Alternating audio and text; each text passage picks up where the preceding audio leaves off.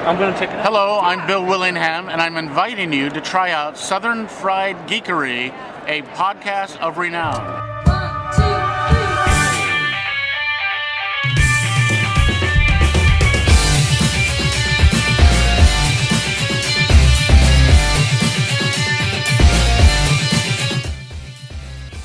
I don't even know how I found time to I just checked out yesterday and read for a few hours is what I did. Between studying and everything else, I've read exactly like 2 books. I sat down last night and read 2 issues of Sandman, and that's about it. But speaking of holidays, how was your respective turkey days? And it's always good. The food's always good. The actual Thanksgiving was a lot of fun. We went to Tanya's, our daughter's, and she hosted for the first time. Oh, nice. Yeah, we had a good time. Are we recording? Yeah, we are. It was good. Yeah. Put on your Stepford face. Food was great. The company was even greater. I was relaxed. I was enjoying the football games. I feel like you're bullshitting me. What? Why can't Thanksgiving be every day? Is this the episode your wife is going to listen to? And you're just like, yes, I love my in-laws. They had me over and everything. Yeah. It's nice of them. I hate the holidays. I really am. And it's funny because this episode is kind of geared towards the holidays, but I'm absolutely a curmudgeon. This is not my time of the year. I don't like it. I don't mind the holidays themselves. It's the obligations that come with the holidays and the feeling like you have to be here and you have to go there and you have to do this. And it's like, I just want to start saying no. Yeah. Well, so, I mean, Roger had to work on Thanksgiving night. So we actually went to his parents, my in-laws, night before last. So we went up Friday and stayed the night and came back on Saturday, which is fine. Had a great time. And my in-laws are amazing. Like, I'm not even being facetious. Like, they really are just awesome. And we have a great time, but it's just exhausting. Yeah. Like, it's just like it's packing up. You're going to, like, Roger worked all night, took a 2 or 3 hour nap. Then we drove down and then he cooked. And then, like, he was exhausted. Damn. I took a mobile library because, again, my finals start this week. So, and I'm freaked out because I think I'm overstudying, but I also don't know what to expect. So I'm constantly just like, oh my God, I'm doing anything but studying. I'm going to fail and ruin my life. And Roger's going to leave me. And I mean, and to be fair, he should. You promised me lawyer. He could do so much better. So, I mean, I'd be like, yeah, dude, no, I get it. But so we had a great time. We took some family photos. I played with a chicken. I have chicken-in-laws. I saw that. Yeah. When my father-in-law has chickens, so I've decided we're chicken-in-laws. I see what you did there. Yeah. Actually, mine was. I'm lucky. I don't have to do a whole lot of traveling, so it was pretty relaxing. Yeah, it was easy. Holidays are actually easy. Yeah, and it like I said, Thanksgiving Day is fine. Then Friday we do my mom's, which is always a fun time, but it's a 3-hour drive there. Damn, you're there for 3 hours and you turn around and drive home. It's a long day. So. They'll never listen to this episode, so I think I can drop some tea on here and be a little bitchy because you guys will understand it. So Roger, we took some family photos, and Roger put them on Facebook, and he's got majority of Roger's families are really, really cool with us. Like, Southern family, like even his 80-something-year-old grandma just calls me her grandson. She loves us. So a very, very positive experience, like getting married to a dude in the South. There's some horror stories you hear. We don't have that with his family, except for like 2 or 3 members of his like extended family. So he puts these pictures up, and of course his grandma's in there, I'm in there, like several of them. And he has this one aunt that just comes out and says, "Great pictures, except for 2." Guess how many pictures I'm in? Wow. Yeah, so I'm like, we're trying to figure out if I need to, like, if I'm just going to go full blown and be a cunt to this person, or if she was. Sounds joking. like she's ahead of you on that. Well, so but also her brother, which is my father-in-law, was in 2 of them as well. So we're trying to figure out if she was just trying to be funny, haha, and just like, oh, my brother is in this, and I want to make a joke, or if she was just, I don't know. She's been a raging bitch before, so like we're just all trying. We're sitting to the side going, what's happening here? Like, I'll tell you how I handle. What level of defense do we need to be on? How I handle those situations is I get super passive aggressive. Yeah, I just start making comments on everything on her page. I'm not friends with her. I just saw it. Oh, but through Roger, you can find her, right? Yeah. So I would just say, who are you talking about? I mean, it would be either be passive aggressive or just aggressive, one or the other. I just made a comment about the chickens being the only in-laws I was sad weren't in the picture. So That was because I really am dedicated to this whole chicken and law thing. That's how much. Well, guys, other than that, how was your week? Everybody having a good time? Yeah, it's nice. Holiday break. Yep. Anybody good long weekend? Go raid shopping on Friday? Hell no. Good deal. I don't even hardly leave my house on that day other than to drive to my mom's, eat, drive home. I'm not going to any store. I'm not stopping anywhere that people are. I don't blame you. Well, all right, let's do this. Well, hey, everybody. After 4 minutes of banter, 5 minutes, you're like, are you going to introduce the show or not? Well, maybe. I don't know. Let's do that. We are the Southern Fried Geekery Podcast. As always, I am Caleb Alexander McKenzie. Matt Trogdon. And I'm Craig Lance. And this is episode 101. We have passed, we are now triple digit in. Are we going to say 100 or however you say it? Don't you ruin this for me. I've got very few things to look forward to, and that's like five of them. Saying 100 is not hip, Craig. It's 100. Hey, look, at least I can't even, if it was up to me, I'd just use a little red emoji. I'm an old man. I don't know what hip is. 101. It's what hurts in the morning. Yeah, that for sure. We are episode 480. I have no idea what that translates to, but this is blah, blah, blah, blah. 4 would be 80. Would it be? Yes. Okay, I got you and your wooden teeth math. The elder Craig at the 4 and 80 would be 160. I don't like the ageist turn that this is taking. Yeah, I'm just okay, boomer. I expect that to be next. Yeah. Not a boomer, just for reference. I want to be. I'll be one day. For those of you who are new to this show, we're a little podcast. We talk about comics, pop culture, and Eventually, the like. we do. We're getting around to it. Yeah, I promise. We just celebrated our 100th episode, so we're still riding the high on that. I'm still got some turkey coma issues happening. But we are thankful that you all join us once again for another week where we sit around the table and enjoy each other's company, just talk about some books. This episode, what do we have going on? Well, we're gonna talk about some comics like we always do, but we're also gonna bring a few of our questions that our listeners have asked us. And these questions, how did they reach out to us? You might be asking yourself, like, you can't just yell at your phone or your headphones or however you're listening to this. We have a Facebook group that you can come and be a part of. Please yell at your microphone. I was about to say, yes, you can, actually. Some random person in the subway yelling at an iPod.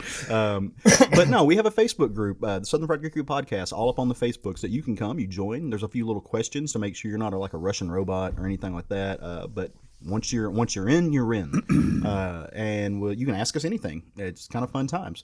And so we're gonna get through that. If you want to see what we're reading, what we're doing, who we're chatting with, we have also a Facebook group, a Twitter page, and an Instagram page, and we're at SFG Podcast on both of those.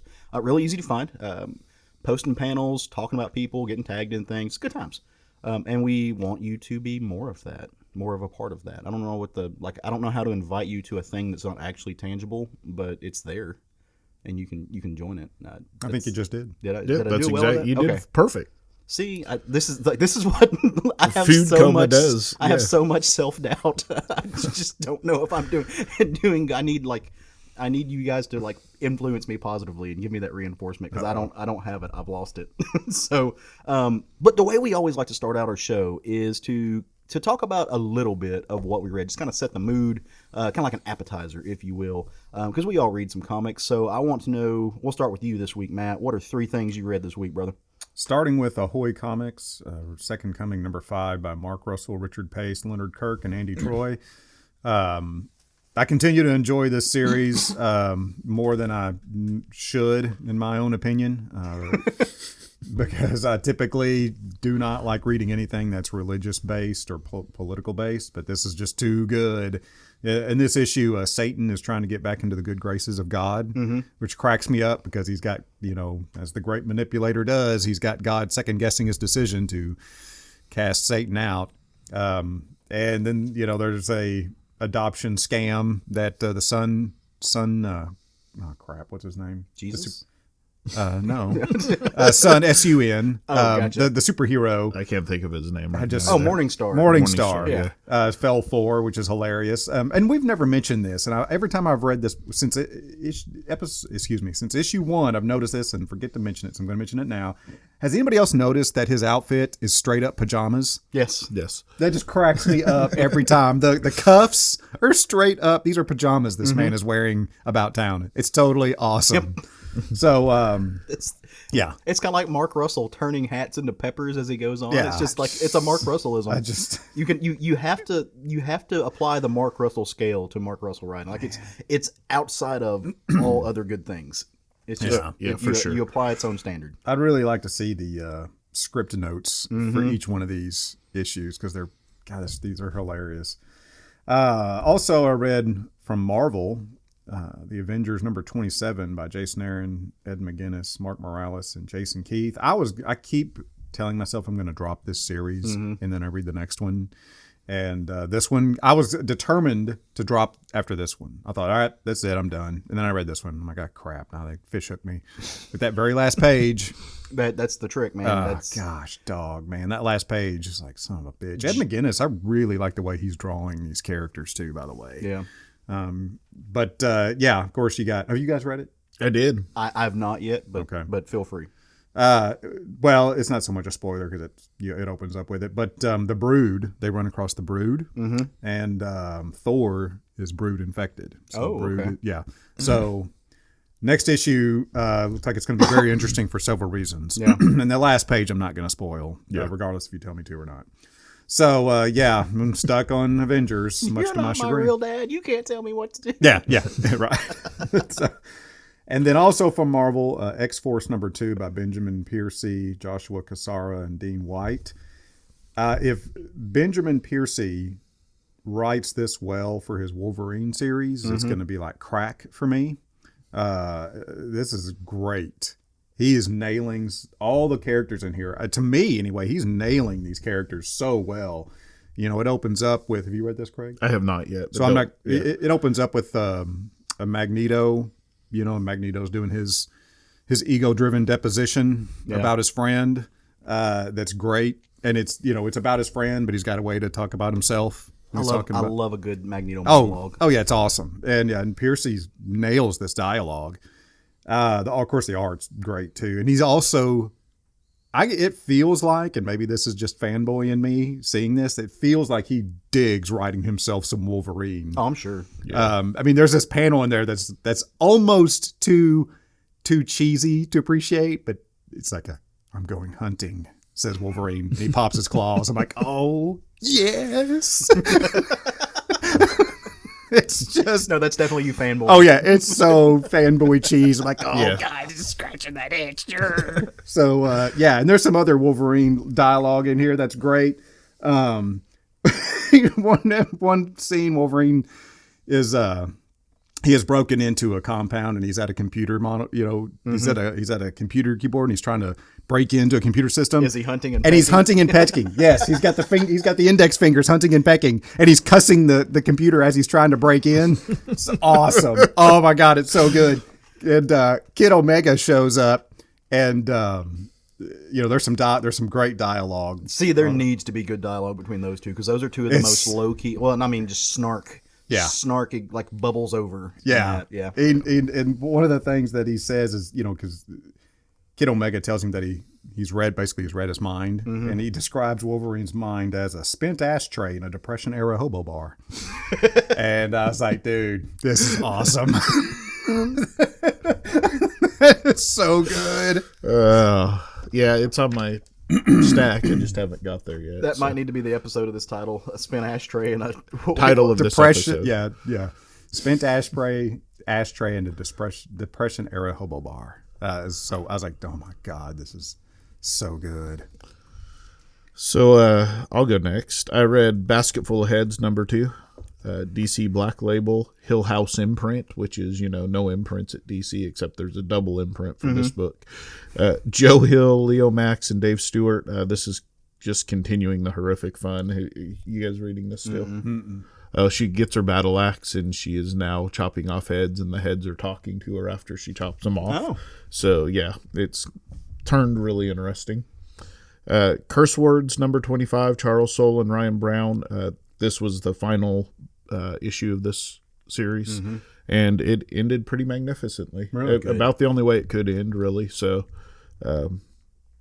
I read that series when it started up. I read first arc or two and really, really liked it. Yeah. And I just, for no good reason, I fell off. well, it had a long chunk in the middle that it was like, where is this going? That's what I heard. Yeah, but the end of it, the last couple of arcs have been really good, and the first couple of arcs were amazing. So it was kind of that middle that it was like, what's it doing?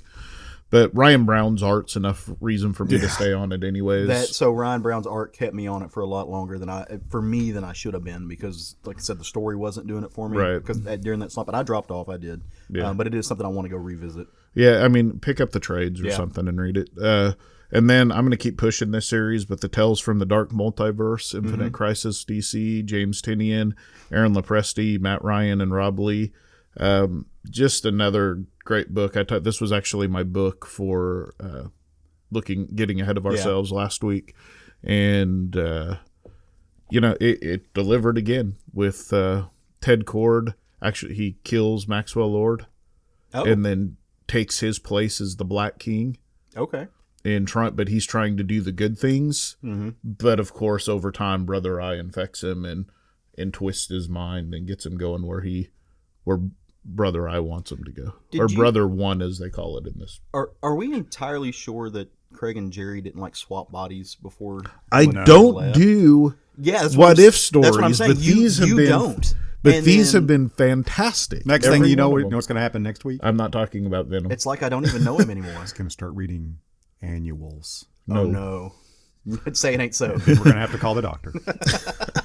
But no, these have been good. And until all my friends can sit down at this table on Wednesday and tell me that they've read this book, I'll keep talking about them. Again, Jerry. You're just Jerry. Craig says, once you learn this lesson, we'll move on to the next. Yes. Yeah. So I want to extrapolate on that a little bit. So he hasn't been on the last few episodes, but one of our really good friends who was a member of this was a co-host of this podcast for a very long time. You can find him, I think, pre-episode like 95. He had a special talent of finding a thing that he loved and then driving everyone around him insane until they consumed it. Yes. Just relentlessly until they decided to be the biggest mega fans on the earth. And it worked for him like 9 out of 10 times. Jerry is proof that charisma is not a dump stat. No, because he is laced with it. And so was that your 3? That is my 3. Okay, see, I'm bad. We're gonna have to teach you how to count. I need a green light. I need a green light. You need one of those clickers that umpires use. Just put a shock collar on me whenever you're done. Buzz me, and I'll jump back in. Also, I have one at home I can bring for other reasons. So I did get a chance to read. Like, I had a tough time, like you said, finding time to read, and also not feeling guilty for not doing other things. But I did get some stuff read. One of the things that I read is is very possibly going on my end of the year 2019 awards, which is insane because I just read it now.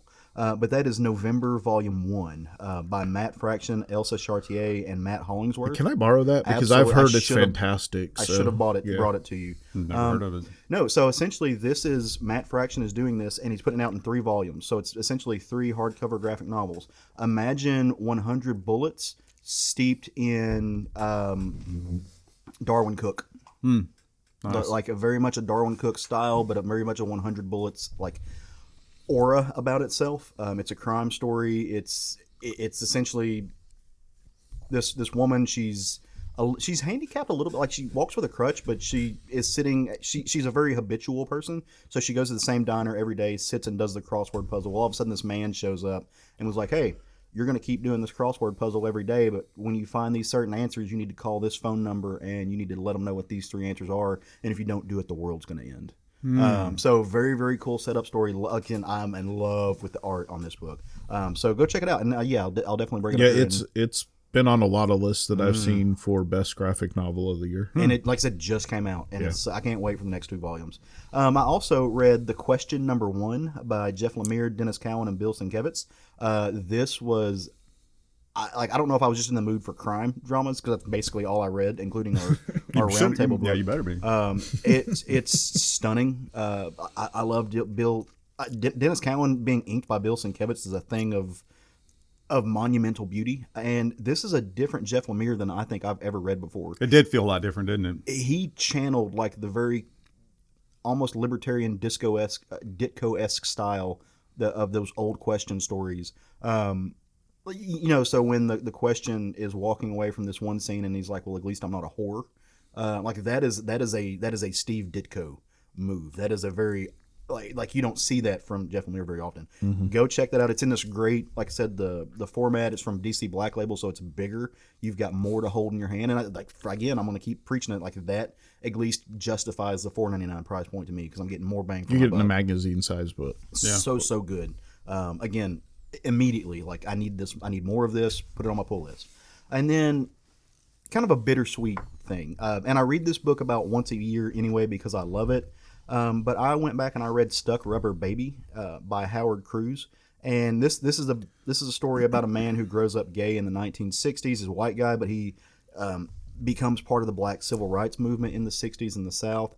And the reason I read this, number one, is because I think it's fantastic work. This Howard Cruz was an underground artist for a long time, did all the quote unquote low level comics, the R. Crumb stuff, but also Howard Cruz passed away this past week. And as somebody who, like, his work means a lot to me, just for the queer aspect, the inclusion aspect, for the different things that he could do. Like, I was kind of hurt. We talk about people who we genuinely like that pass away and creators, and how much it sucks that they're no longer part of us. But there was an empty feeling knowing that he passed away, because again, I read his stuff at least once a year because as a gay man and as a gay man who loves comics, his work means a lot to me. Mm-hmm. So going back and revisiting that was bittersweet, knowing that no more of that's coming out of him. So rest in peace, Howard Cruz. Really is a big loss to the comics world. For sure. So, but those are mine. Well, good awesome. Good stuff all around. Yeah. So before we get into our roundtable, so what this is we all read the same book. We're gonna break it down. We're gonna talk about it, what we enjoyed about it, maybe some things that we didn't enjoy about it. We're gonna be fair. We have a 50-50 rule, so we don't just trash things. So if you're wondering if we're about to bring a book forward just to crap on it, we don't do that here on this podcast. We love comics. We wouldn't bring anything to the table that we don't enjoy. And so the book that we're going to talk about is Killadelphia. It's a new book that came out from Image Comics, but before we do that, I just want to offer a spoiler warning. This is a book that came off the rack last week. It's newer, and maybe we should have done this before the short stacks, but oh well, you can't go back in time. So, fuck off. It's not like we're recording live. Deal with it. But I do just want to offer that if you haven't read this book, and you should, just hit the pause button, go grab it, read it, and come back, or maybe skip forward and come revisit this part, because we don't want to ruin the experience for anybody, right? Like we want you to enjoy this as much as we did, if not more. Yeah. Let's get into it. The book we are going to talk about today, Killadelphia, written by Mr. Rodney Barnes, drawn by Jason Shawn Alexander, colors by Lewis NCT, and letters by Marshall Dillon. So before we really break down the meat and potatoes of it, thumbs up, thumbs down, what'd you guys think? I want to hear Matt's take on it because I'm really interested in his take on this book. No, it was well done. Yeah, thumbs Liked up. it? Mm-hmm. Yeah, I really like this book. It went in a different direction. I of course signed up for it, but I didn't remember what the book was.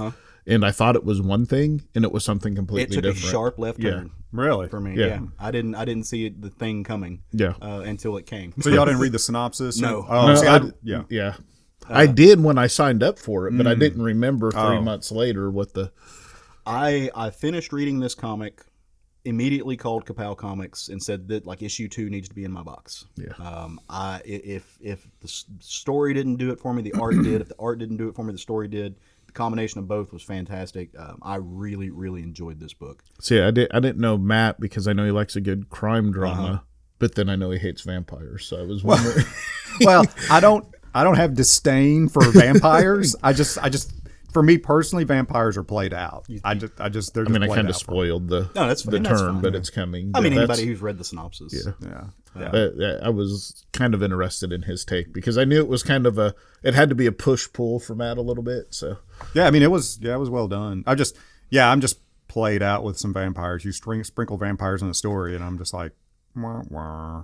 So I want to put a pin in that because we can come back and talk to it like as we're breaking it down. But kind of the same, but this felt like it's something different to me. Like it was a different take on it. Yeah. So I think the way that to talk about this story, especially those out there who you've read it or haven't read it and just want to listen to it, I kind of got to tell you about this guy named Jim Sangster Jr. Right, and to save some breath, we're going to call him JJ. Just to it's kind of a long-winded name. The story opens up with JJ firing off an email to a woman named Josie. I'm guessing it's Josie. It's Jose, but it's not Jose. There's no tilde. So I was kind of confused. I'm going to go with Josie. And what he's doing is that he's apologizing for what he's about to do on behalf of his father. And JJ's a cop in Baltimore.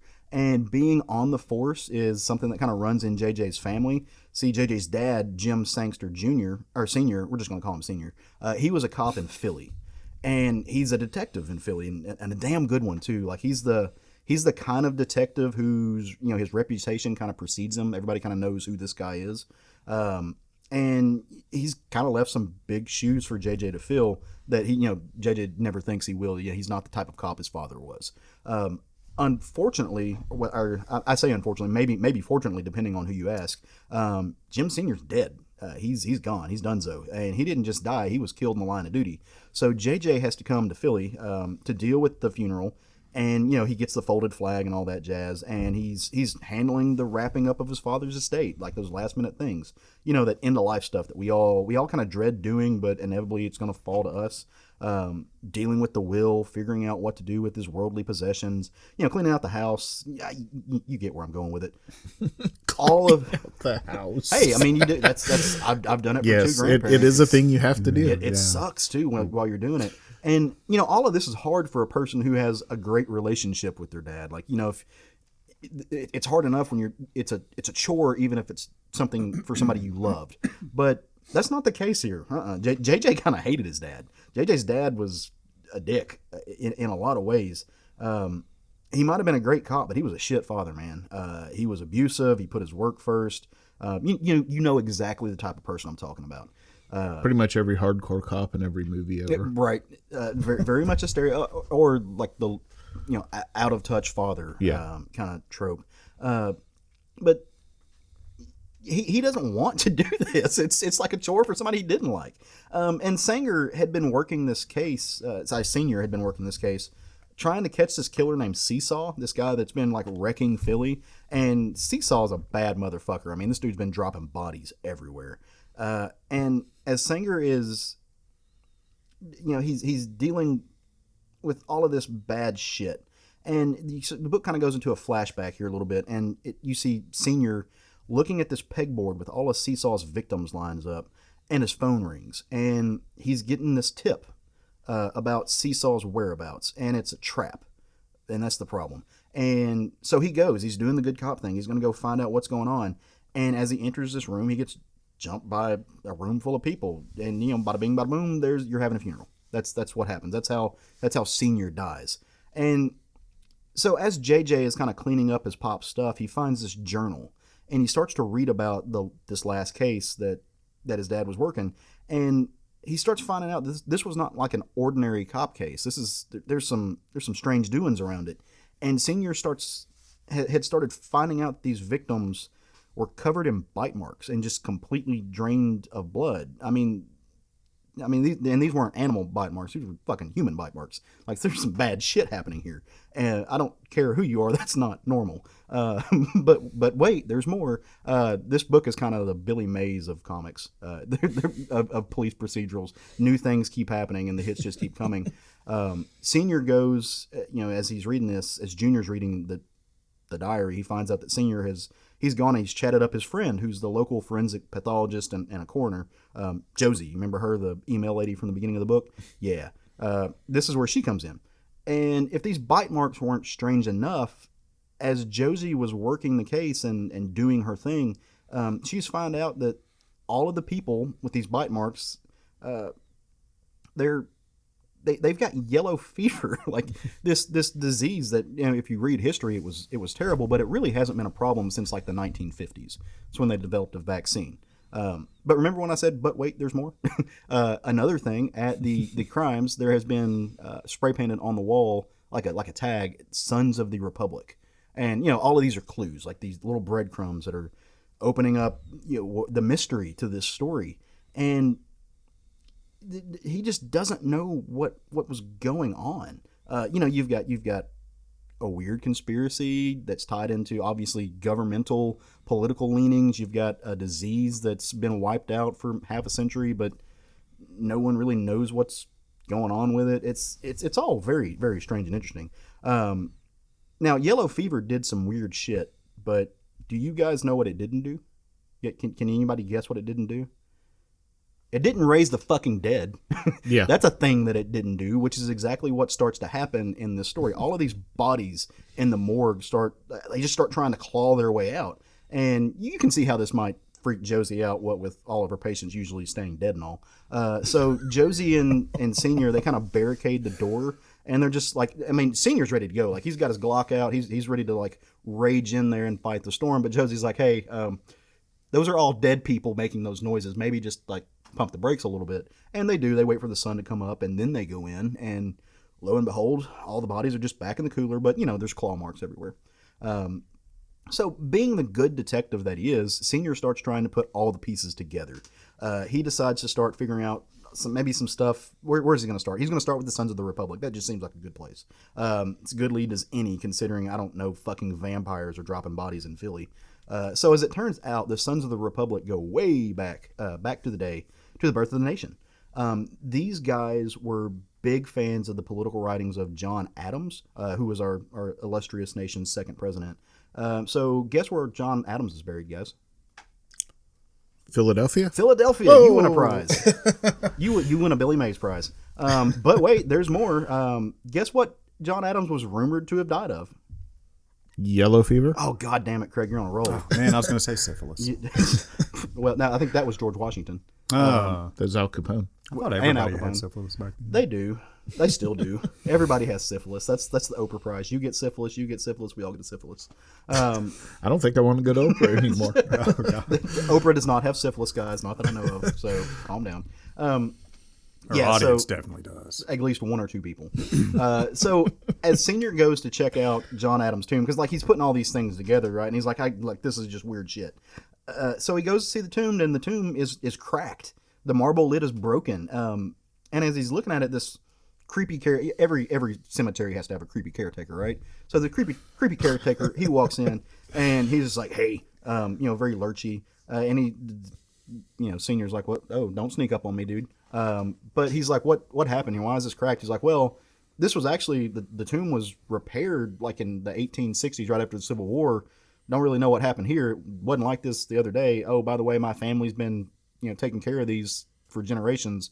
We started out as indentured servants, but now we're just still here. That's not fucking weird. You're totally not a vampire thrall. Yeah, you're not a ghoul at all. It's yeah. So, as you might have guessed or might have ascertained by now, Senior has gotten a little close to a truth that he wasn't supposed to get to, and it got him killed. Remember earlier when I was telling you guys that he was set up and attacked? That's where he died. Well, it wasn't by humans. And that email that JJ was sending, that thing he was apologizing for, that involves a shovel in his father's grave. So he goes, he's just like this, like, my dad was losing his mind, had to have been, but let me go see what's up with this. I need to go see my dad's body. And as he digs up his father's casket, he opens the lid. And it's take all night. Like, it's not easy digging up a grave. His dad's just kind of sitting in the thing chilling. It's like, well, it took you long enough. So that's got to be an awkward moment. And that's where the book closes with, just this weird father-son bonding moment in the graveyard with vampirism. And really, I imagine his father's got to be proud on some point that he put those breadcrumbs together, but he's still being really judgmental. He's being an asshole. Dads do that. Why weren't you here 15 minutes ago, kid? Took you long enough. That's what I took out of that. Yeah. So I want to go back to what you were talking about a while ago, Matt, with being kind of over vampires after the last decade of everything being vampires and zombies in some ways. But I kind of got there as well. this did not feel. This felt more like a 30 Days of Night vampire story than all the other shitty vampire stories we've gotten. Yeah. Was that kind of where you went with it, or? I mean, I don't know. I didn't really think about any of those as I was reading the story. It felt to me like a street level crime story that takes a very low, what they call that, like low fantasy turn instead of a high fantasy turn. The art did a lot for that. It has a very gritty. This Shawn Alexander has a very gritty art style that I really thought fit the story very well. Yeah. Are you familiar with him at all? I know he's been doing Spawn. Yeah, he's one of the big Spawn artists. And that's where I mostly know him from. Was his Spawn work. Yeah. And it fits well with this. Yeah. So it looked really good. The story was well put together. Yeah, the narrative was really good. Anything close to negative that I would have to say is just my own personal hang up about vampires. Yeah. That's it. Yeah, well, I mean, I'm a little over the good vampires. I want my vampires to be monsters again. Right. Which is one reason I'm kind of liking Redneck, because they're main family is the protagonist, but they are monsters. And then you've got this book, which is monsters. Struggling a little bit with Dark Red because the main character is a vampire that's a good guy. Yeah. I'm don't want my vampires to be good guys. I don't really want to like. Now, having said that, I love the Anne Rice stuff, which led to all of this. Yeah. But let Anne Rice have that because she does it well. The rest of you kind of suck at it. And let us have vampires be vampires and be monsters, and I think that's what this book's going to be. Well, and it could take a turn where he's working with his dad. I mean, so we don't know what they're able to retain. But just from this first setup issue, I'll agree with that. That's where I'm going with the 30 Days of Night reference. Is it really did feel like these vampires were animalistic. I tinge my vampires with humanity, but make them brutal, don't give them the moral quandaries that humans have, that they shouldn't have. And so, 100% agree with that angle. Even if he teams up with his dad to go fight the big bad, I'm kind of okay with that because the big bad is a monster. Yeah. So I'm kind of okay with that. And his dad was a monster in life, so I don't see him really not being a monster in death either. Yeah. So I like the procedural aspect of it. So I'm a big fan of Patricia Cornwell. Have you read her novel? Patricia Cornwell, the majority of her novels kind of center around this character named Scarpetta. And Scarpetta is a forensic pathologist. She works for the FBI. She's a coroner. And so she works with them, she works with the dead to find victims. So using that aspect for Josie, or however we're pronouncing her name, I really like that aspect of it. I'm hoping we see more of her. I enjoy, even beyond the supernatural aspect of it, I enjoy police procedurals that don't just involve cops. One of the things I like about Bones, the show, is that they're not just cops. They're looking at the evidence. They're looking at the bodies. Even more comedic shows. Thinking of House, where they, he works with the cops quite often to find crimes where people have poisoned or given people diseases. I like that aspect of it because you're comedic. House is a comedy. House is a comedy. House is funny as shit. House is funny, but it's not necessarily a comedy. No, it is. It's a comedy. No, it's a comedy. Okay. Pure comedy. The best kind. You also know that I don't know comedy. Yeah. I don't understand how it works. Yeah, I mean, it's a good crime story in and of itself, taking the vampires out of it. Yeah. Now, I will say that taking a step back, looking at this objectively a little bit, I felt like the pacing was off in certain areas, the jumping back and forth. And when I did a little research, number one, I should have kept flipping the pages when I was done with the story and got to the back of the book, because I did a little bit of research and then I went back and looked at the book, and all the stuff that I found out was on the last page about about the work that the writer had done. And Rodney Barnes is he's not a comics writer, even though he did a damn fine job on this book. He's a TV writer. He's written all kinds of work for, let me flip back here, pull up his stuff, shows like the Wu-Tang and American Saga. He did work on Marvel's Runaways, American Gods, Boondocks, My Wife and Kids, Everybody Hates Chris. Like, he's got a long tenure of television writing, and there are certain moves when it comes to shifting scenes and refocusing the story that don't work in comics the way that they work in television, and I felt that here. in some of the ways that he shifted. Now, he did the first time he did it, it worked, because when you go to the first flashback, in really small letters in like the bottom left-hand corner of the page, it says 10 years or 10 days earlier. That works, although I do think he needed to bring more attention to that 10 days earlier.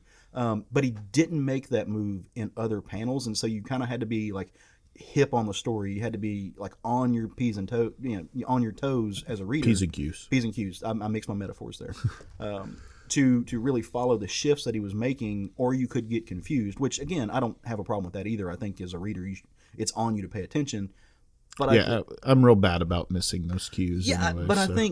I think that there could have been moves made differently, and as Rodney Barnes gets to writing more comics, I think he'll figure that out, because as his first foray into the medium, as far as I know, did a really great job with it. Just small things. Yeah. And there's been other writers that you see come from television that don't do nearly as well as this, or novels or anything else.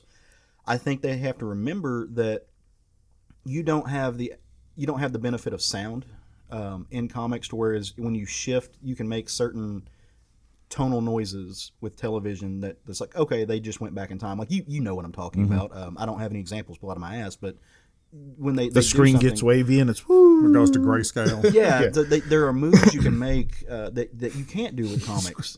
Star wipe. Craig just went back to that psychedelic episode of. I was thinking Wayne's World. Oh, was that what? Okay. I forgot about that. Oh my God, what a reference! Was that a Christmas movie? Anyway, could be. So, but you can't make those in a medium that's silent, that's wholly dependent on the reader's ability to absorb what's happening.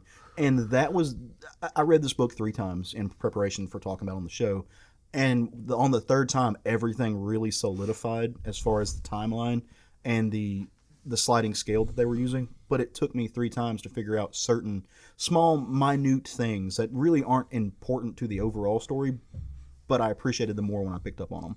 So I'm usually the guy that misses all the hints for if it says up in the top left-hand corner of the page, 10 years earlier, like I'll miss that a lot of times. I don't know what it is about my reading style, but I miss that a lot. Yeah. In this particular book, it felt fairly smooth to me. And I don't love books that jump around in time, but this one, and that's weird because usually you're the one that catches it and I don't. Yeah. But for me, this one felt fairly smooth. So yeah, I agree with Craig.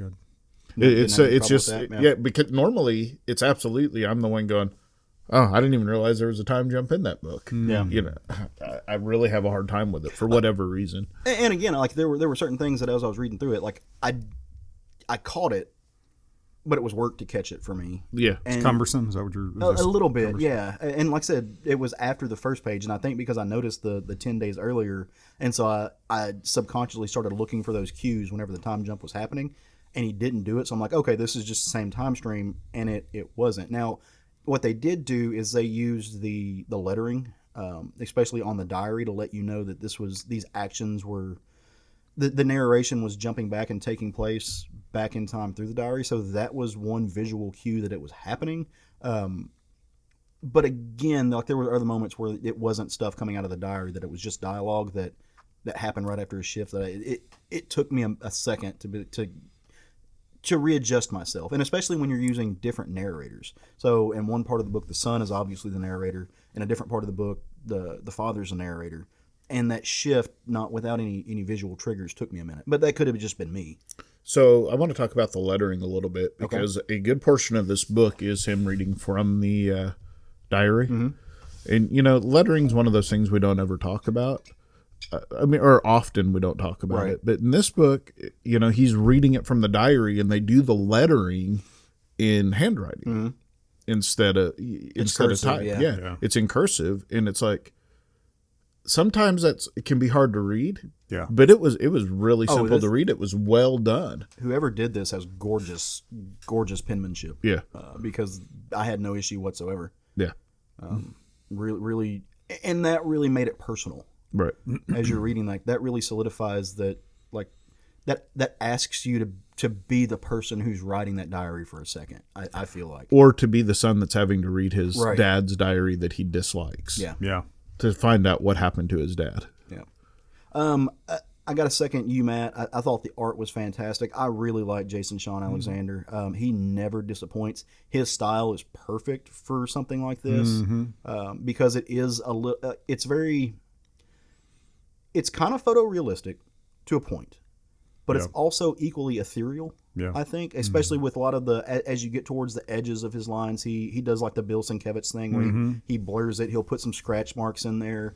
He'll blend the multimedia, and he's working like he's a painter, so he's working with different mediums and different modes of coloring that I think really translate well to this page. Oh yeah, yeah, it was a perfect art style. Yeah, the art was fantastic, and so I didn't really know either of these creators. I don't read Spawn, so I haven't seen much of his art, and he may be one of those guys that I've seen his work, but I didn't know it was him. But man, I love the art as well, and the colors. I love the palette they use. Tonally, it was great. I have zero complaints about the format of the book, whether it's art or writing. Yeah, I think he might be my second favorite Spawn artist over the years. Because I'm one of those people, I'll dip back into Spawn every once in a while to pick up on it and see what's happening. I don't necessarily enjoy it for the story aspects of it. But I do think that title's pulled some insane artists. I think Poppy Capullo is probably my favorite Spawn artist of all time. I think he's done the best work on that title over the years, but it really is cool seeing the translation between somebody like Greg Capullo and then somebody like JSA. It's interesting, and that juxtaposition, because there's just been some fantastic work on there. Yeah. Well, all right. So, like I said, I immediately called and threw this on my pull list because I like crime procedurals, I'm into cop dramas, and I'm into really dark stories. And I think this is going to be all three. It was already on my pull list, and it will remain there. Yep. You keeping up with it, or no? Nope. You're just like, no. No, and most of that's got to do with the fact that I'm buying a whole lot of comics right now, and I'm just like, do I want to make room for this one? Nah. That's basically it. I mean, we are blessed with a ridiculous abundance of good comics. Speaking of being blessed with a ridiculous abundance of good comics, have you guys looked at the latest previews catalog? Remember earlier this year where we were talking about being a little bit worried about Dark Horse and how, because all of their licenses got taken away, like I think they lost Buffy, they lost all the Star Wars stuff, obviously. Yeah. Every single fucking page of my previews catalog is dog-eared almost, and like 90% of it is Dark Horse. Yeah. They have got some new number ones coming out at the first of the year that are just mind-blowing. Like, if we were worried about them before, they came out swinging this year. Yeah, they got a book. I just sent a text to our local shopkeeper to get me on reserve for a book that's coming out next week from Dark Horse that looks really good. That's going to be what's on the menu book. Oh, is it? Nice. Yeah, I don't have them in front of me. I actually had a list of all like the names and creators that they had coming out. I mean, some big names doing Dark Horse books. Of course, they've got like their regular fare that they had that I'm not really interested in. But for these like creator-owned and creator-driven stories, man, Dark Horse just decided, no, we're still on the map. Yeah. And I hope I'm not the only person who. I mean, I know among the three of us we enjoy those, but I hope the comics culture at large taps into some of that and brings it up. Because these things look awesome. Yeah, I agree. I wish I had it sitting in front of me. I wanted to talk about it, and I don't. That's on me. Oops. So, just well, let it go. Yeah, just kick me off the show. So, as I mentioned earlier, we had some listener questions. Deafening silence when he said that. No, Caleb, please stay. No, I know that was a little hurtful. That was meant to be a joke. You were supposed to chuckle. No one did. As I mentioned earlier, we have some listener questions that we presented a topic on our Facebook group for people to kind of follow, inspire some questions, and it did. And so we're going to run through those. And the subject matter dealt around gifts, because today, as we're recording this, it's December 1st. We are now past the turkey holiday. We need to get into the tree holiday. And a large part of this holiday is just purely about buying stuff. Yeah, money. It's purely about consumerism. It's one of my favorite things about this holiday, and I'm being very sarcastic when I say that. People are more worried about how much things cost and this, that, and the other. Really ruins the spirit for somebody like me. But I digress. Some of these questions were really good. I'm excited to hear what you guys kind of thought about them. One of them, the first one, I combined, and it comes from Lily Guy, and half of it comes from Frankie De Jesus. And they want to know what are some of the best and worst gifts we received. I guess we've ever received. Craig, you want to start us off on this one? Yeah, I just did a favorite and then kind of a general for the worst. So my favorite was the first year my wife and I were married at Valentine's Day. She picked me up the Luke Skywalker Last Hope for the Galaxy omnibus.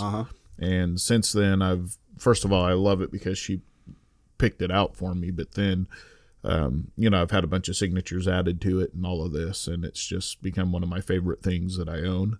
Yeah. As far as the worst, I'm not going to call this person out, but they're never going to listen to this show. But somebody asked me one time, they said, I don't know what to buy you. I don't know what to get you anymore. And I said, well, just pretend you're buying for a 12-year-old kid. Well, they took it way too literally. Oh, no. So, I get these little, and I'm thinking, well, maybe I'll get some action figures. I'll get, shit like that are collectible type things. And no, I'm getting like, Play-Doh? No, like minis, Star Wars figures and stuff like that have zero collectability. Choking hazards. Yeah. So, I'm not going to call anybody out, but yeah, it's I won't make that mistake again. That's hilarious. It's a thing. What you got on this one, Matt? So the best gifts I can remember getting throughout the years when I was a kid, the thing that I was the most excited to get was comic book store gift certificates. If I got one of those, man, I was high as a kite. Nice. Because I walked in that shop with that gift certificate. I could buy a comic that was on the wall, That was the best thing ever for me growing up. And I also really liked, back in the day, JCPenney used to sell Marvel mystery boxes. Yeah. And I loved getting those, even though 80% of what was in there was trash. I still appreciated every one of them. And I remember one year I got one, and it had a Wolverine #1 of the monthly series. #1 was in there. I could not believe it. I was like, wow, somebody screwed up, man. And I'm loving it. You still have that book? I've got a few of them, actually. I had one already, and then I got that one, so then I had two. That's first appearance of Wolverine as Patches, right? If it's the monthly, it is. Is it? Or if it's the... Yeah. Don't give me the line. Yeah. And it's Patch. Patches. Sorry. Patches is a quilt. Or a cat. God damn it. Or Daredevil. Patch, I meant. Playing on pirate at Halloween. Yeah. So sorry. I'm joking. Patches. But also the old comic book T-shirts I loved. I had half a dozen Wolverine T-shirts growing up, which I've seen on eBay selling for like $150. All these T-shirts I had, because when I would wear them out, and then I would cut the pictures out and hang the pictures on my wall. My faded Wolverine. Yeah, ridiculous. My favorite one. You didn't sew them on the back of your denim jacket? No, that I had my Damage Incorporated patch. Gotcha. My favorite one, again, I'm a 10-year-old kid wearing this shirt. It was a image of Wolverine naked, hunched over, eating raw meat. I remember and that one. Steam was coming out of his mouth. That one. That was my favorite one ever. Yep. Yeah. That Punk rock even at 10. Yeah, man. I loved that shirt. And it was not appropriate to wear that anywhere. There was no Those setting. are my favorite shirts. Yeah, for a 10-year-old to wear that shirt anywhere wasn't cool. But man, I wore it everywhere.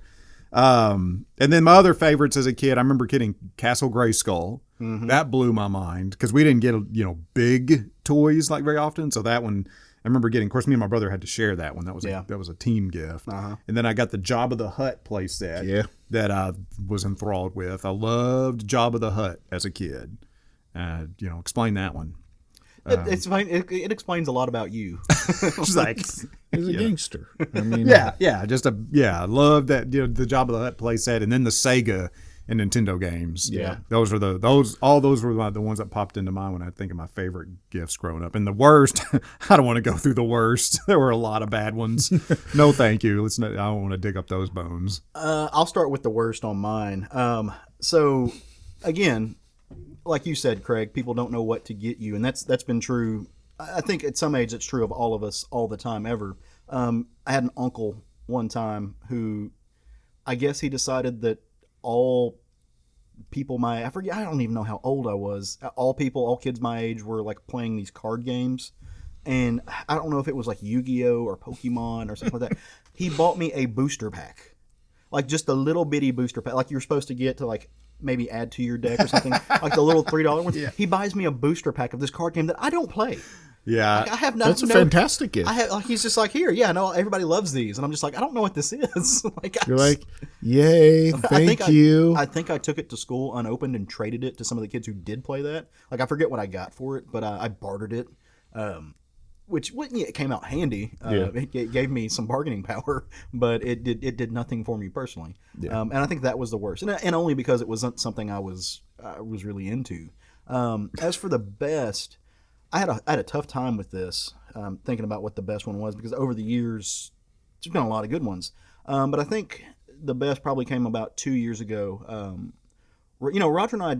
We're by no means just like destitute. We don't have a lot of money though, so we try to get each other one special gift a year to trade each other. And I've got this pocket watch that I'm a big fan of, and then Roger's got this really really pretty long flowing hair, and so I went and I traded my pocket watch to get Roger this comb, this comb to put in his hair. Except he went and traded this comb to get a chain for my pocket watch. And on Christmas Eve, as we sat down to exchange gifts, we both realized what we'd done, and it was a magical, touching moment. I saw that episode of Sesame Street. That's based off a story called The Gift of the Magi. Yeah. Man, I really don't know. A few years ago, Roger got me a new PS4 that had Darth Vader on it inside of it. I thought that was dope. I've gotten amazing gifts from you over the years, Craig, where because you know my taste in reading and books and stuff. Every year somebody will make a big donation to the van and just say, hey, and I think maybe that's it.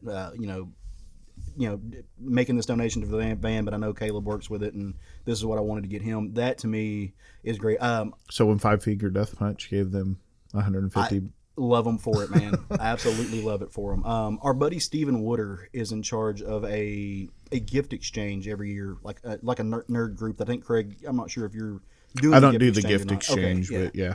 But he set it up through this gift exchange where one person sends to another, so nobody gets the same people. But he also set it up to where when you do that, you can donate money to the van, and I think that's awesome. Yeah. And I didn't ask him to do that; he did that all on his own, and I love the man for it. I can't get enough of some Stephen Woodard. He's such a sweetheart. So, and I appreciate that. So, yeah, I'm not a materialistic guy except for my comics, really. So, just legitimately, it sounds corny, but people not being dicks to other people is a great gift. Do that. I mean, that's a pretty and seldom given. Right. It is seldom given. It's a precious gift. I really hope somebody out there appreciates my gift of the Magi bullshit. So somebody needs to.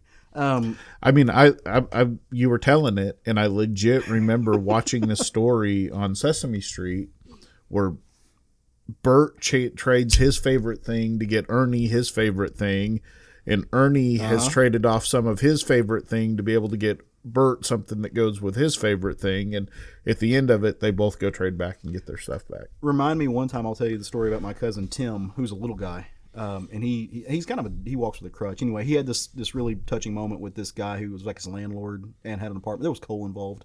Yeah. Coal? Yeah, Tiny Tim. Mm-hmm. Yeah. Ebony, I think his landlord's like he was a Scrooge. So nice. People suck. I'm gonna love doing these references. All right, so what are some of your... Ooh, this is a good one. From Aaron Godwin. I like this one a lot. What are some of your favorite holiday-themed comics? I have 3. I'll kick us off with this one. So I think my first one... How many do you guys have before I do this? I did 2. I have 2. All right, cool. I can knock one off. So we'll go around. I'll do one, then one of y'all can do one. My first one was Incredible Hulk 378.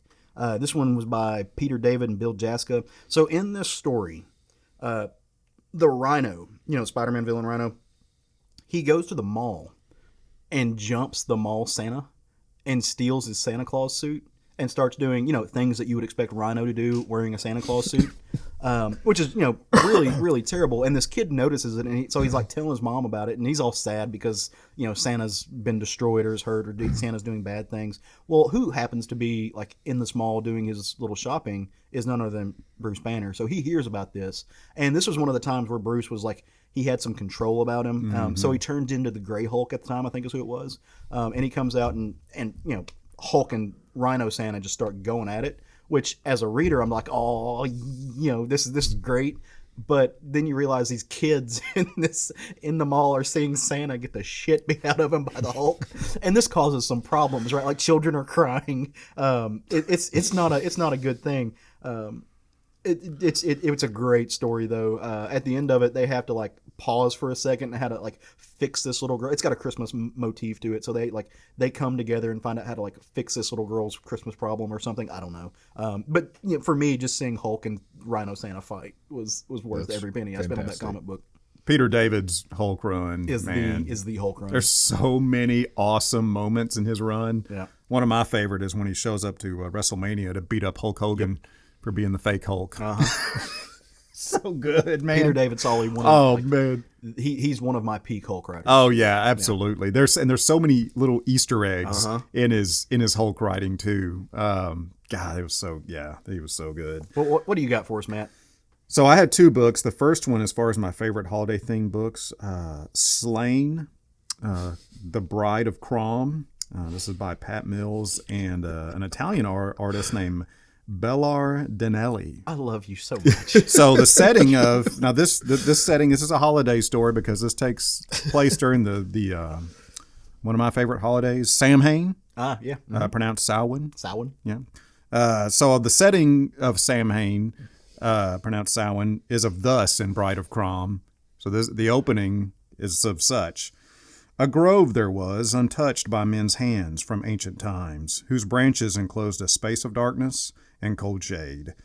There birds feared to perch, and wild beasts would not lie down. Gods were worshipped with savage rites. The altars were heaped with hideous offerings, and every tree was sprinkled with human gore. Nice. That's the opening you want to a good Christmas story. So there's the story is really interesting. In this particular tribe for Samhain, they build a giant wicker man and fill it with their enemies and criminals, and then light it aflame. And Slain and his sidekick Uko find themselves trapped in there and have to escape. Oh, nice. I kind of wish I lived in Druidic times where I could put my enemies in a I wicker. don't because I'm a bitch and I would die fast. I have no misconceptions about my manhood. I would get dropped very quickly. I have no doubt about it. Too much lice. I would not be the hero. So my first book is Krampus by Image Comics. Came out a few years ago. Dean Kotz and Brian Joines.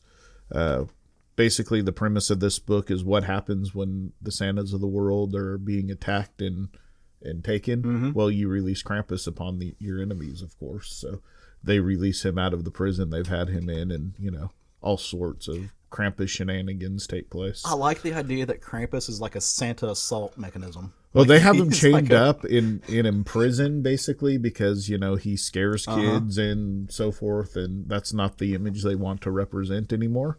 But, yeah, when they need an enforcer, they let him out. And, Krampus is the nuclear threat. Yeah. he's how you keep peace through threat of violence. It was a really well done book. Unfortunately, it's one of those books that they start in, November. Yeah. And then it ends in, March, and you're way past caring about the holidays by the time it ends. That's a bad feeling. Yeah, wrap it up by that Christmas. That's what you got to do. It do a weekly book or something to get that out on time, but yeah. So have you guys read Fables? I have never read it. No. That's something you guys both should read. It's an excellent series. I have a large chunk of it in hardback. I just haven't got around to it. You got to read it at some point. So one of my favorite holiday stories comes out of Fables 56. This, of course, is written by Bill Willingham and Mark Buckingham. One of the main characters of Fables is Bigsby Wolf, he's the big bad wolf. And he and his family they're kind of decorating for Christmas. They're getting the house decorated, putting the tree up. And in Fables, as you can guess, they kind of take all of these things from lore and they make them real. And there's a big battle between the world of Fables and the mundane world. And so as they're setting up these their Christmas tree. They're getting all the stockings are hung with care. Bigsby tells his kiddos that if they catch Santa, they get one wish, which is kind of this old lore. It's kind of the same thing with the leprechaun or whatever. Like, it's the idea if you trap him. That's where the whole milk and cookies thing comes from, is you want to get him drinking milk and cookies so you can walk in on him and you get your one wish. And so as that's happening, Ambrose, one of his kids, does just that. He stays up late. He walks in on Santa, and he gets to ask him a question. You get one question from him. And so he asks Santa, it's like, how do you do all of this in one night? Like, this is like, you go to every household with kids in one night. Like, how is this physically possible? How do you do this? And Santa drops a little knowledge on little Ambrose, and he says, hey, like, I don't actually go, like, it's not actually a trip the way you're thinking of. I have this special power that allows me to be, for one night only, I can be everywhere at once. So as essentially the way we think of it as multiverses, except on one plane, Santa just is in every house. So instead of like going from house to house, all of a sudden there are an infinitesimal amount of Santas in one house. What the hell does he need the reindeer for then? I don't know. Maybe they're the mechanism. I have no idea how this works. I'm not a Santa scientist. I would have preferred that he got high and time slows down for him when he's high. That's a different version. I think maybe the reindeer are like the totem that allows him to do this. I don't know. No, I mean, it sounds like a cool premise. So I'm just messing with you. It's neat. But part of why this is important in the story is because Santa can be everywhere at once. While he's telling Ambrose about this, Santa, same Santa, just in a different place, same time, is having a conversation with Flycatcher of fable lore. And Flycatcher, if you know that little fable, his wife is gone or has been transformed or something. But Flycatcher also catches Santa and gets his one question. And he wants to know where his wife is. And so Santa, being the benevolent person that he is, brings his wife back in human form for one last time, or transforms Flycatcher back one last time for them to share a Christmas kiss. Really, seriously, it's a very enriched story. It's very touching. Matt would have loved it. But it does some cool stuff with the mythos. Again, Fables is worth the read if you've never done it. Bill Willingham is a fantastic writer, very meticulous in his writing and his research. He also did a really cool story that took all of like the Tarzan characters, the things in that wheelhouse, and brought them into the same world. So you got Tarzan and John Carter in the same place. Just fun stuff. But yeah, go check that one out. It's Fables 56. Awesome. Nice.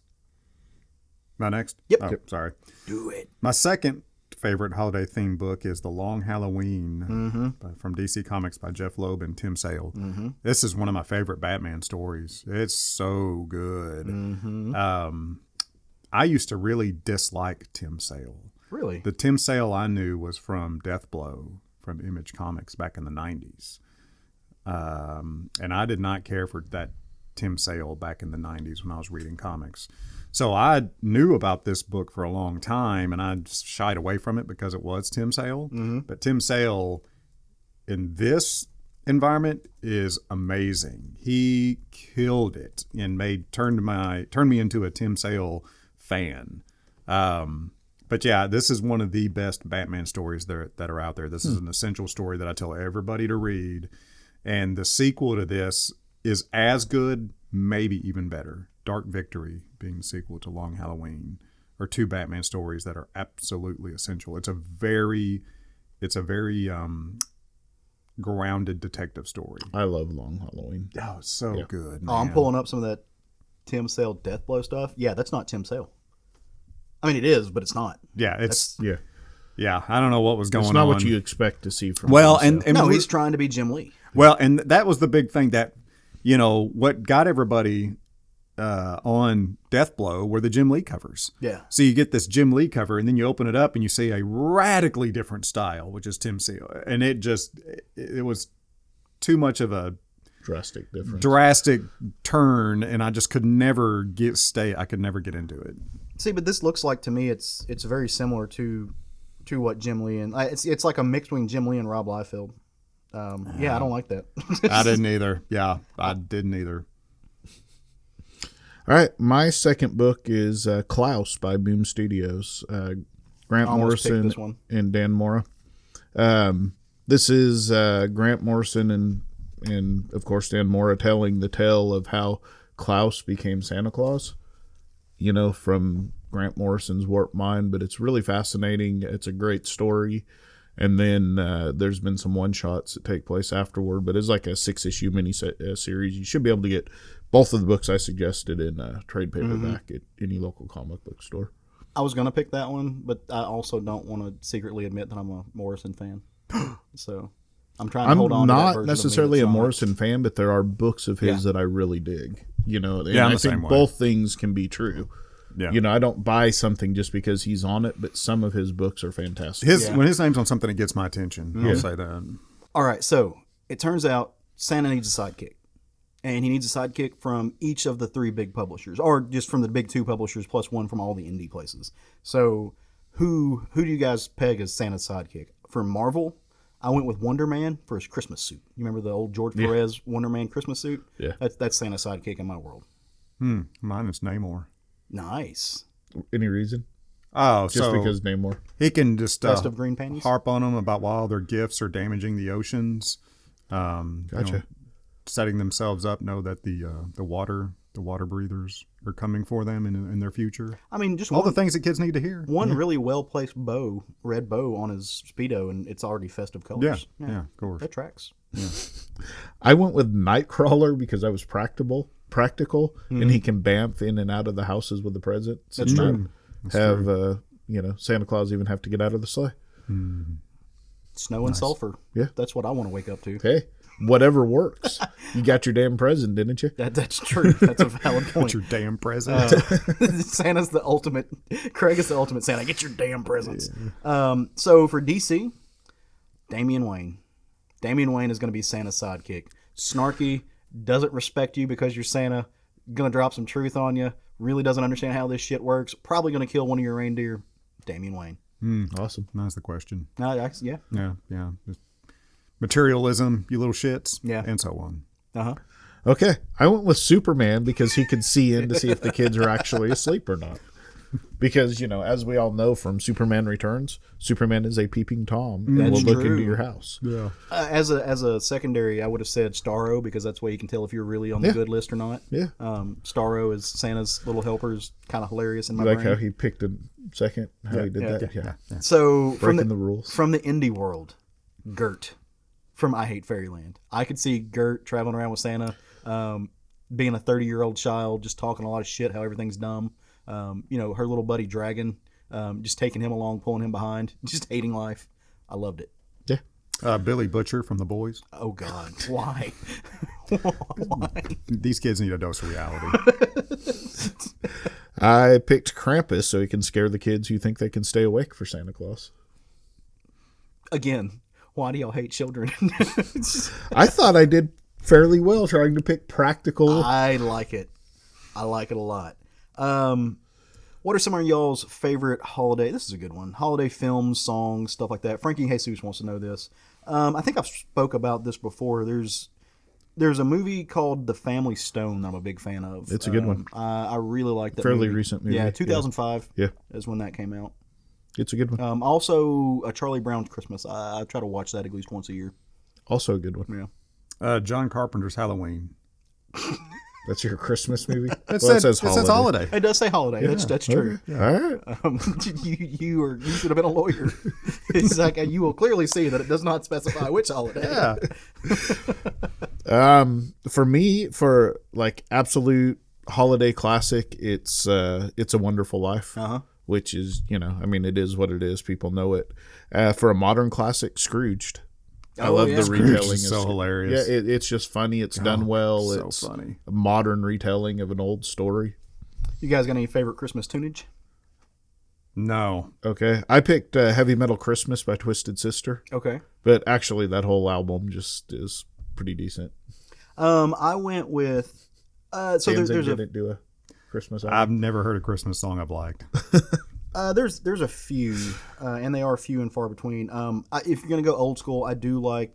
I will listen to Frank Sinatra's "Have Yourself a Merry Little Christmas." It's Frank Sinatra. He's awesome. But then James Brown also did a song that I thought was again. You're talking about things like materialism and capitalism, and how you're trying to convince these children that Santa's going to give them a gift because they were good boys and girls. Well, all of a sudden the rich white kids get more stuff for doing the same shit are being worse, and they wonder why Santa doesn't give them stuff. So James Brown put out a song called Santa Claus Goes Straight to the Ghetto that I think is actually an incredibly, really cool. It's James Brown. You're getting what you're getting. And the Kinks also have a really good Christmas song that's about similar things, about why it's shitty that rich little white kids, or rich little kids, period, get everything they want to get, while poor kids who are equally good, get things that their parents can't afford. Yeah. Which is something to think about. I mean, right? I mean, if you're gonna push this mythos of you're getting this because you're good, then there's a lot of politics involved in that. So yeah. Well, I mean, I've seen a lot of push to give the bigger presents from the parents and smaller stuff from Santa Claus so that kids can. I agree wholeheartedly. Yeah. All right, I've got one for you guys though.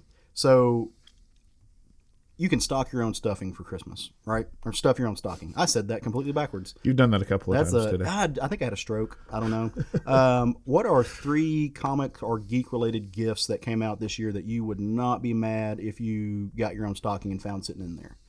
So one of them is Batman Beyond, the animated series, came out with a box set this year. You can get it for about $70. It's got a complete series. It's got some other goodies from here, there, and beyond. That's really fun stuff. So I'd love to wake up and find that. I only had one, the new Star Wars game. Okay. Yeah, I don't really know what, I don't do toys or I don't shelf porn. Yeah, I don't have shelf porn things I want, so I have no idea what came out. I say I want that I know. I don't know when that stuff comes out. I don't keep track. Matt still cuts his pictures out of his T-shirts and hangs them on the wall. That's Matt's shelf porn.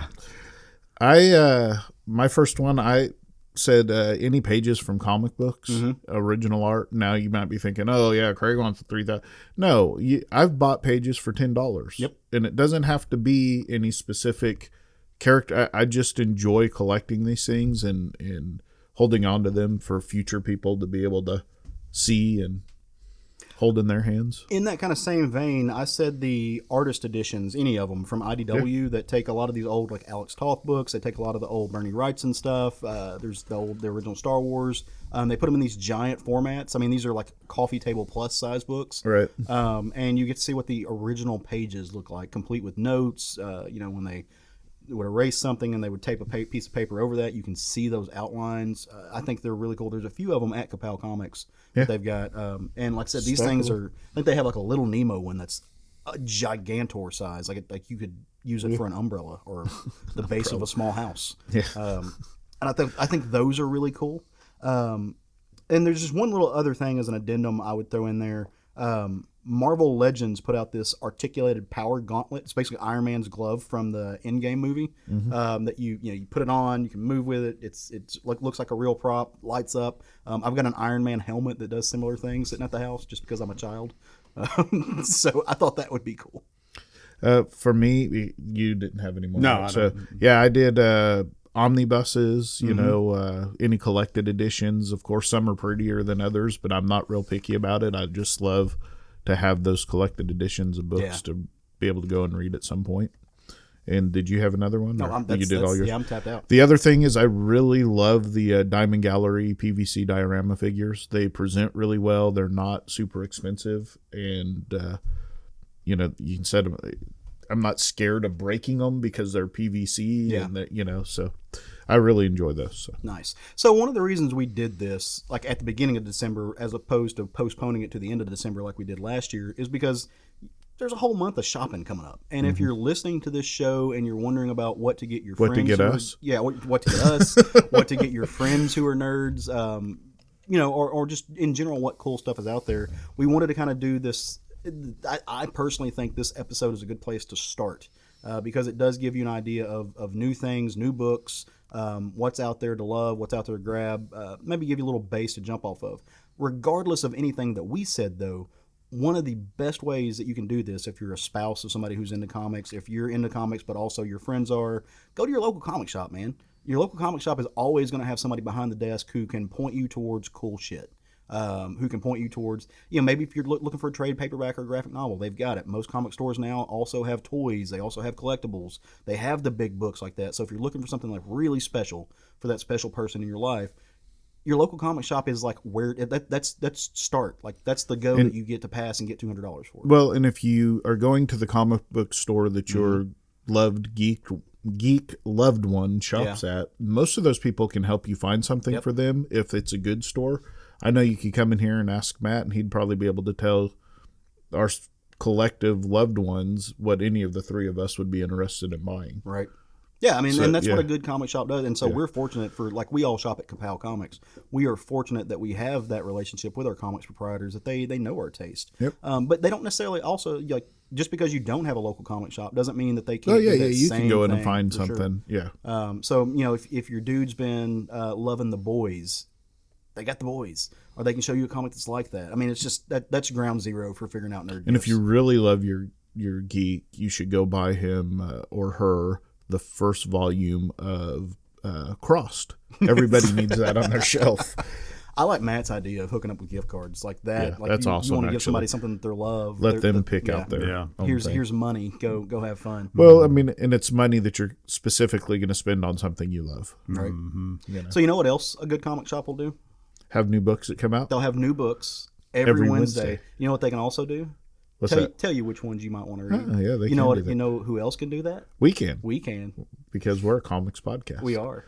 And we do that. And every time we put out a podcast, we try to give just a little vague general idea of what's coming out the next week. We don't know if they're going to be any good or not. They might not be. They might be pure trash. But they're probably not going to be because, I mean, it's really hard to make a pure trash comic. And we're really good at picking these things out, I think. Except for that one that Craig did with the clown. But we don't talk about that one. Except every episode. So each Wednesday, new comic book hit the shelves at your local comic shop. Swing by, grab you some good, and take it home with you. Let us know what you're reading and what you're liking. Craig, what's coming out Wednesday that you want to grab? I'm going to let Matt go first because both of mine are Dark Horse, and he said Dark Horse, so I'm assuming one of mine is his, so I'm going to let him go first. Hey, Matt, what's coming out Wednesday that you want to talk about? From Dark Horse, Butcher of Paris. That was one of mine. Yeah, man, this looks great. Butcher of Paris #1 by Stephanie Phillips, Dean Kotz, Jason Wordie, and Dave Johnson. 1944, as swastikas flew over Paris, one of the most notorious and prolific serial killers in history turned the occupied city into its personal hunting ground. So this is a true story of both the Nazis and the French chasing after the same serial killer that they believe could have killed up to 200 people during the chaos that was the war. Good God. So this looks fascinating to me. I'm a true crime buff anyway. Uh-huh. So, and a war buff. So this is like an intersection of one of my two favorite interests that I can't wait to read into. Yeah, I didn't even know this was coming out. That sounds amazing. Yeah, it sounds really good. Yeah. I'm really hoping I'm signed up for it because, I sign up. It's like sometimes hard to remember which ones I signed up for. So, I guess I'll go next now. Kill Whitey Donovan #1 by Dark Horse Comics. Jason Pearson is doing the entire book himself. In order to kill a monster, they'll risk becoming one. After Hannah Hoyt's sister commits suicide, she sets off for Atlanta to kill the man responsible for destroying her family, her fiance, Jim Whitey Donovan. So, nice. I saw that this one was coming out. It's on my list. So, the one that I'm going to grab was actually something I tried to get excited about last week, but I saw the wrong date. And so it actually comes out this week. And that is the Teenage Mutant Ninja Turtles and Power Rangers crossover that's coming out from, I think it's IDW is who's putting that out. I am not reading the Ninja Turtles solo book. I'm not reading the Power Rangers solo book, but 12-year-old me has to check this crossover out. Like I said, when we did the interview with Freddie Williams, taking these two things that are dear to, like, they're nostalgic for me, and throwing them together, I got to see what that's about. I got to read it. So grab that Teenage Mutant Ninja Turtles Power Rangers crossover when it comes out, because it's going to be hype. yeah. If nothing else, it's just going to be fun. So, what do we have? Anything else? Ready to wrap this thing? So. Bring it in for a landing? Well, okay. Well, let's do that then. Guys, if you have enjoyed this episode, I got to say guys, girls, and People. gender non-conforming. If you have enjoyed this episode, and as always, we dearly hope you have. We put a lot of work into it. But come hang out on our Facebook group with us. We're always there. We're talking about stuff. We're posting articles. We're doing this, that, and the other. Tell your friends. If you don't mind, leave us a decent rating and review on iTunes or wherever. Or better than decent. Or yeah, look, I'm struggling for decent right now, just in my general world. But you can always come hang out with us there. We would appreciate it. Follow us on Instagram and Twitter. If nothing else, to back and forth with us. We want to know what you guys are reading. We want to know what you're consuming, what you're enjoying in the world.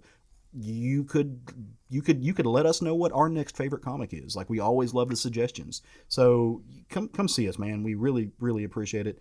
And if nothing further, go forth. Love some comics. Woo! I'm gonna keep it alive. Keep it alive. The Jerry Woo will not die.